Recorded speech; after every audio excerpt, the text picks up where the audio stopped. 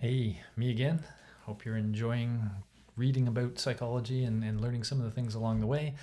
And of course, every now and then, me popping up. So, this is a lecture. I'm going to introduce you to a few new characters from the history of psychology, but mostly I want to kind of connect with this theme that you've been learning about the nature versus nurture. The controversy, I guess, these sort of two perspectives that exist. So, let's kind of jump right into that, talk about it, and then I'll get to tell you this little odd story about the history of psychology and something called the eugenics movement that if you don't know about, you kind of should. So maybe I'll be the one to tell you about it. So let's just start right here with nature versus nurture. You heard me mention when I talked about Descartes a while ago that Descartes believed in the notion of innate knowledge, the idea that maybe from birth there is some knowledge that exists within each of us if we could only figure out how to contact it. And this goes back to Aristotle and others who also had the same notion. And of course, Rene Descartes thought, through rational thought, he could come to these truths, that he could discover them, but that he already kind of knew them. They were there. It was just a question of getting to that knowledge. So that concept of innate knowledge, that concept has changed a little bit more to be more like genetic stuff you've inherited from your genes, stuff that are part of your biological machinery. But that side we kind of call nature.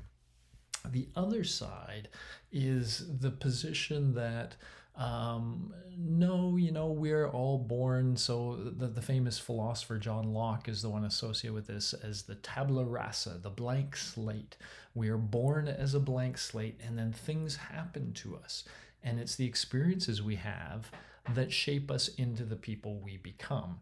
So it's the world and our experiences that make us who we are. That's nurture. Or are we born in certain ways that make us who we are? That's nature. And I hate to spoil the punchline ahead of time, but what we now believe is that both of these influences are at play differently in different situations. So often people are trying to disentangle these two influences. But the story I want to tell you about how we got to this position is the story I'm going to tell you now. Okay, so let's start here. Often we think of Darwin when we think of evolution theory and such, but some of these ideas were around pre-Darwin. And in fact, one of the things that really entered into Darwin's thinking a lot was the concept of artificial selection. So what's artificial selection? Breeders have been doing this for years with dogs, as pictured here, with racehorses especially. What they knew, or what they found, is that you could start with something like a gray wolf, but if you were very careful about which wolves could breed with which wolves, you could create variants of this that had certain characteristics. And so they were doing this in Europe. They were doing these crossbreeding. So just to give you one example, it doesn't quite fit here, but just imagine you wanted a really dark wolf or a really white wolf. To get the dark wolf, what they would do is say, okay, we're just going to find natural wolves, but we'll find a male that's really dark, and then we will mate that male with females that are really dark. And if you do that, what they found long ago is that the puppies that you get will tend to be very dark. That trait that is dominant in both of the parents seems to come down to the child.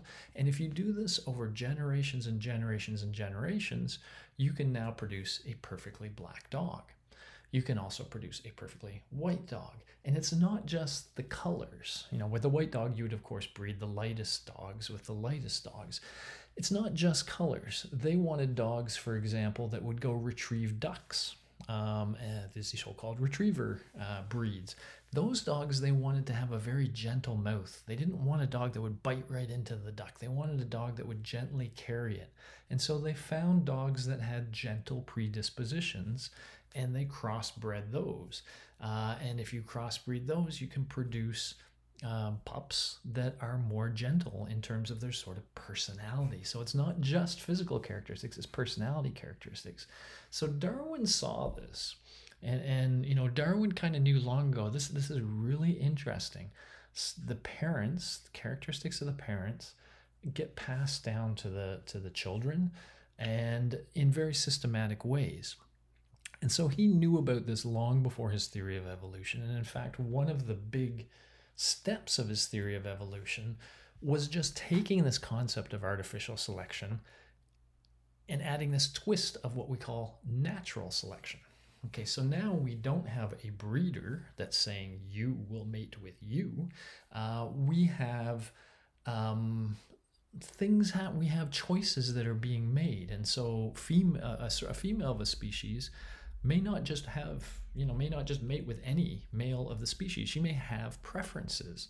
She may prefer stronger males, let's say. And if she is attracted to stronger males, and if this is something that's generally true of women, then over generations, you will have stronger and stronger children. And so you can have the same concept of heredity, of inheriting traits. But the idea that Darwin brought in is that there's mate selection involved, that the individuals choose who they mate with, and any biases in that selection, anything that they find particularly attractive, will now become more dominant in the species.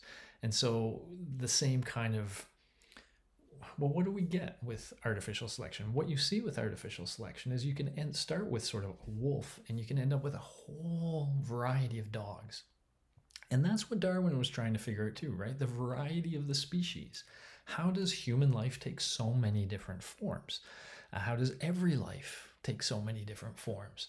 And his answer was through this natural selection. That, if you have people that are biased towards different traits and different mates for whatever reason, you're going to get children that have lots of different features to them. Okay, so Darwin kind of took this idea and said, for humans, obviously there's not artificial selection going on. Nobody's telling anybody who to breed with, but there's natural selection going on, and it works in a similar way. Now, works in a similar way, but it's all up to the mate to make good decisions, right? The decisions that a person makes in their mate determines what their children inherit. So let's leave that hanging there, right? So this distinction in artificial selection, you have some other entity that's deciding who to mate, and therefore they can very achieve certain goals in the breeding. But when it's natural selection, there's not really any power that's deciding who mates with who. It's the mates themselves. We're going to come back to this point, but just before I leave here, let's bring in Gregor Mendel. Gregor Mendel, and let's just look at the time here, right? So Darwin was talking about natural selection around 1859.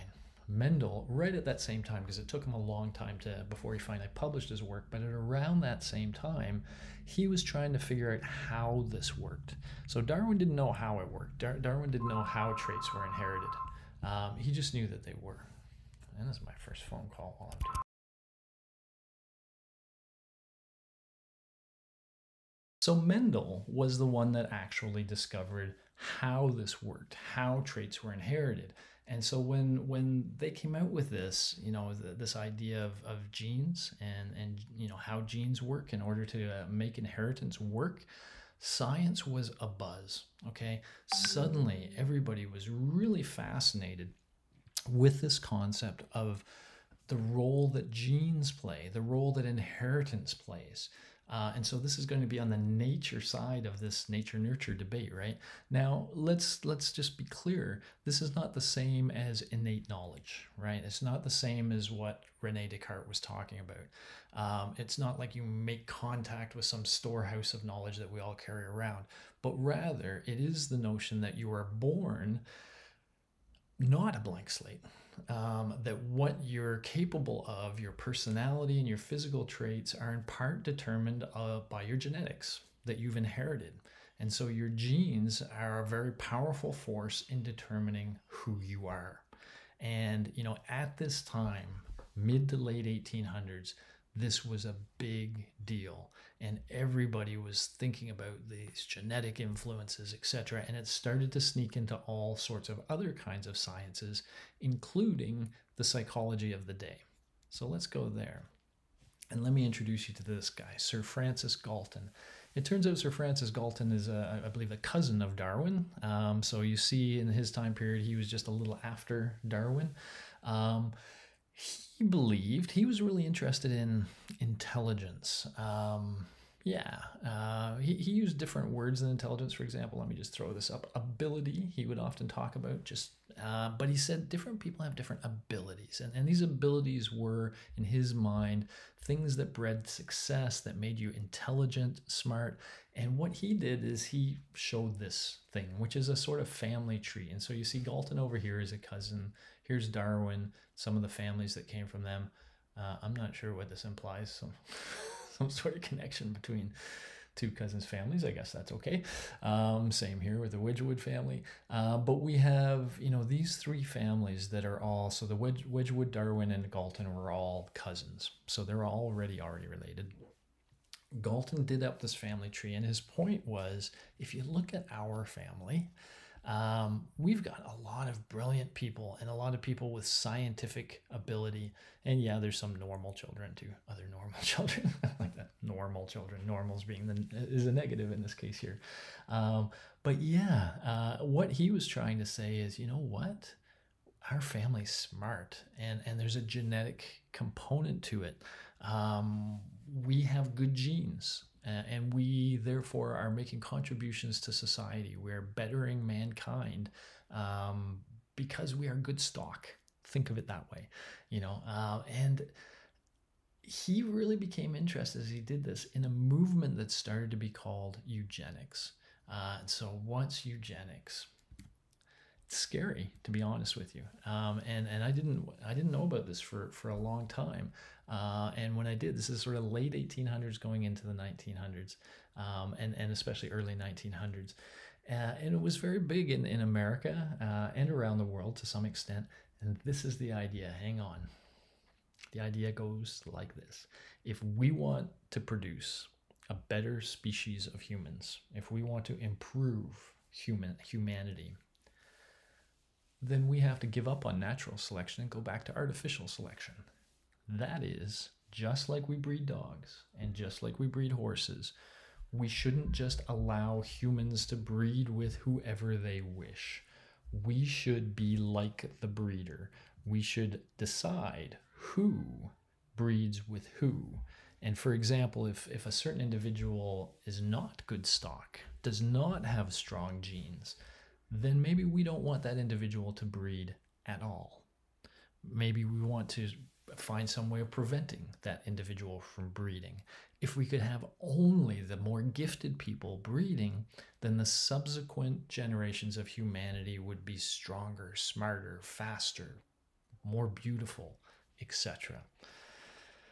It's a scary idea, isn't it? Is it a familiar idea to you at all? Well, let me, before we go any further, let me say it's based on scientific principles, right? It is the Darwinian idea. It's an inevitable idea. And I mention that because it's always going to be in the background, okay? It's a scientific idea that's out there. And to some extent it's valid. It's just scary. So I'd like you all to be aware of this notion. But at this time, early 1900s, it was a very highly endorsed scientific idea. In fact, there were people like Galton who were promoting it. And in fact, there were even things like conferences. The first International Eugenics Congress in University of London, July 1912. This was a bunch of scientists getting together to talk about some of the issues of eugenics, like, well, what are the features that are good features? How do we decide who can breed and who can't breed? And they were talking about I'm using the word breed, which sounds animal, I guess, for lack of a better term. But, again, this is the sort of concept of breeding, like we bred racehorses or we bred certain dogs to have certain characteristics. Maybe we should be breeding humans. Scary. Again, scary now, but why is it scary? At this time, they didn't quite see it as scary. They saw it as interesting and full of potential. And again, a lot of people were thinking about it very hard. What changed? Well, this guy came on the scene, Adolf Hitler. It is often said that anybody that we all think is evil does not think they are evil. They do not see their actions as evil, generally.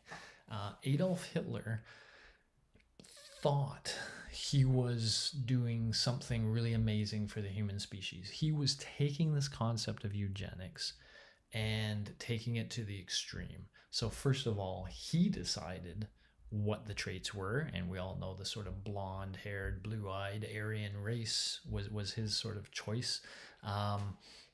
He also decided who he felt should never breed, and these included people of Jewish descent, homosexuals, anybody with any physical ailment, anybody with any mental ailment. If you had any issue at all, then he would prefer you never have a child. And in fact, worse than that, of course, is he took the next step. He decided that the way to make sure certain people could not breed was to kill them. And so concentration camps and all that was his way of exterminating those members of society that he felt were not positive to the future of the human species. So, in Hitler, the scientific community kind of stepped back and went, oh my goodness, this is a scary idea. Once you start saying only certain people should breed, now you have to decide who those people are and how you're going to control it. And we can see how this can go in a bad way fast. Okay, so largely, as a function of Hitler and Hitler endorsing the ideas of eugenics, the rest of the world kind of backed off from it. And this is what kind of worries me a little bit, and kind of forgot about it a little bit, okay? But let me tell you the next step just so you can kind of connect it through here. So we had, again, Darwin and Mendel, and then that led to this whole interest in the nature side of things and the genetic side of things, which led to eugenics, this idea of producing the perfect human being by controlling who breeds with who, which ultimately led to Hitler. Now, after Hitler, after World War II, we'll see in your textbook, that's when something called behaviorism starts to emerge in psychology. And behaviorism is an almost opposite reaction to this nature-nurture kind of thing. Here's a quote by John B. Watson, one of the first and most famous behaviorists. Men are built, not born. Give me the baby and I'll make it climb and use its hands in constructing buildings of stone or wood. I'll make it a thief, a gunman, or a dope fiend. The possibilities of shaping in any direction are almost endless. This is almost the blank slate again. What Watson is saying is, give me a child. I don't care what that child's natural characteristics are. Give me that child, and I, by controlling the environment, can turn them into anything I want. This is, in a real sense, him saying, this is not about nature. It's about nurture. It's about the environment. And in fact, behaviorism in general is really focused on how the rewards and punishments and how things that follow our behavior change our behavior. And it is a direct reaction to eugenics and this sort of craziness over genetic kind of contributions that was so common in the late 1800s. So I just wanted to kind of point that out to you. Sometimes it's as you see these changes in psychology, it's kind of interesting to link them to what was going on in history at that time. And this eugenics movement is one that was going on. Now, again, last thing I want to say about this, the thing I found scary about eugenics when I first heard about it is I hadn't heard about it until I first heard about it. And I was pretty old when I first heard about it. And I was like, wow, this is scary that this idea was out there and so generally endorsed, and until someone like Hitler came along, and the idea is still out there. And so, I predict there will be some other power-hungry person that will adopt this idea and make it their own. And I think we should all really be on the lookout for that, kind of keeping an eye for that, and knowing where that thing can lead. I think the eugenics story is one we should all know. And so that's the other reason I wanted to tell it to you here. All right, cool. Back to your learning. Thanks again.